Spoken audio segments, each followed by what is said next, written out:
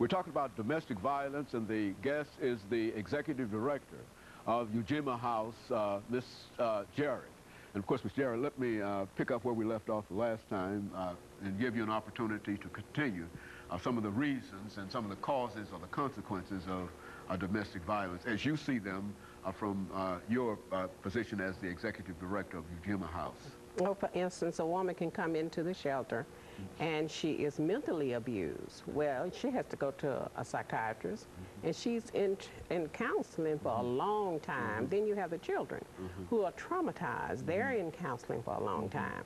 Now, that's not to even excuse the fact that she may have a broken bone, broken leg. All of that has to be attended to.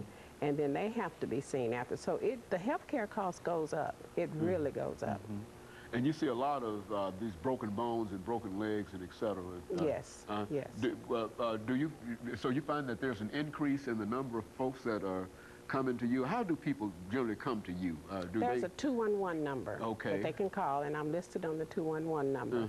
The Department of Domestic Violence with the Metro Police Department has my number. So they call me too, so I'm easy to get a hold of. And then just by word of mouth, the other agencies, the other shelters will refer people to you. Now, what would be a situation, could you sort of give me a rundown of situations that you might have of individuals who will come into you and how they came and some of the things that you were able to do for them? Well, number one, if a young lady calls, and if she's in danger, then I will go and pick her up from wherever she is.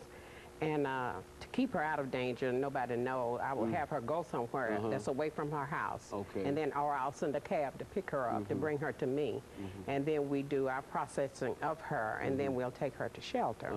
Now, once they get in shelter, and I do things a little bit different than they do in other shelters, I want to know what the woman wants to do for herself. Very good. Then you need to decide what you want to do for yourself. If it's go to school, if it's get a job, what do you want to do that will make you feel whole?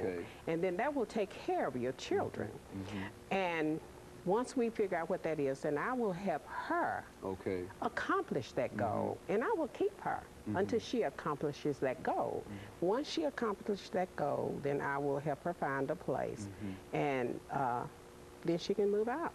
Well, this seems to be a lot of sort of hands-on kind of personal kind of things that should keep you. Well, how many people are you able to counsel at EJarrett House? Do you have a set number? My shelter is very small, very small. In fact, I'm thinking about starting a building campaign because it's only 800 square feet.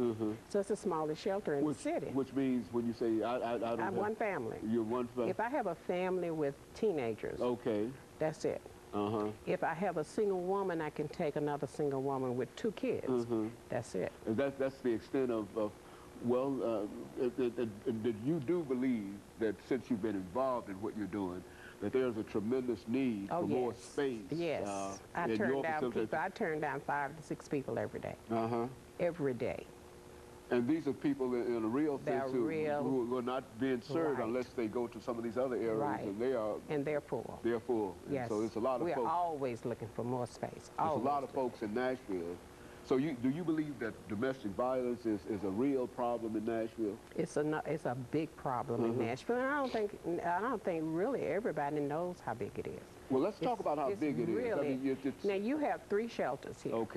And out of the 3 shelters, right now, today, all of us are probably full. So now, if all of us are full, then where's she going? The person who might need assistance or help. Where are they going? So Nashville, as large as it is, needs not only more than 3 shelters, but they need to have larger shelters. Now, if I was a little larger, because see, my funds are nil. If I was a little larger shelter, then I could help eliminate a lot of that backlog.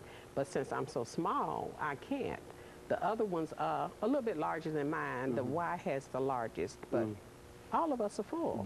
And all of you, in a real sense, in comparison to the need, all of you are very, very small. Right. In a real sense. Well, absolutely. Do you think that there's a consciousness in reference to the leadership in Nashville that will not allow for the development of, for the funding of these kinds of organizations or these shelters, or what? I don't think if the leadership is not allowing it, I don't think they really know that there is a need. Well, that, I think that's what it is. I think it's lack of education of the need. Because a lot of people, domestic violence is just like AIDS when you talk to people about it. Okay, all right. They don't want to get involved. It's just that simple. And which means that a lot of folks are not served. But as long as you, and I think you've already connected it to health and all of those other costs, and et cetera, and as long as corporations should be the first one to get online because they're losing employee time. They have to stay at home with their children. They have to stay at home because they had to go to the hospital. Corporations suffer a lot with domestic violence, whether they admit it or not, but they do. They lose a lot of money that way. Well, is there any way that the organizations that do concern themselves with domestic violence can come together or have come together to try to look at the overall picture? Because if you're dealing with one family, and somebody else might be dealing with more, well, they probably are not dealing with more than 5 or 6 families at a time, which means that we only have facilities maybe for 30 families. That might be stretching it in a real sense. Well, no, I think the Y is a little bit larger than that. I think they can house about 70 people. About 70 and they're people. The largest, yes. 70 people, but then of course when you break those people down into families, you really got a very, very... Well, but... and I might be wrong. Those numbers, they don't ever tell you how many it is. I may have the wrong numbers, but I don't know. It's apparent that there is a need. Yes, yes. And your purpose here today is to try to at least dramatize the need that you have as well as others have, and perhaps get some kind of support. What would you say to folks that would indicate that you need some additional help? I need some money. Need some money? Is that money would money does not solve every problem, but money would start my problems eradicated. Okay, very good. Yes. Which is to say that you would need money to build, expand your... That's right. And number one is to get staff, because I'm the only one there. You're the only person there.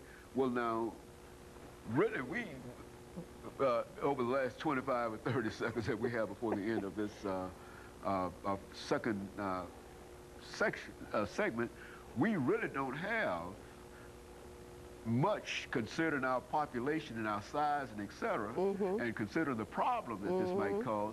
We really don't have anything dealing with domestic violence in a real sense. Is that what we're saying? That's what I'm saying. That's general? Okay, and of course we'll expand upon that after this final commercial break, and we'll be back with our audience following this very short commercial break.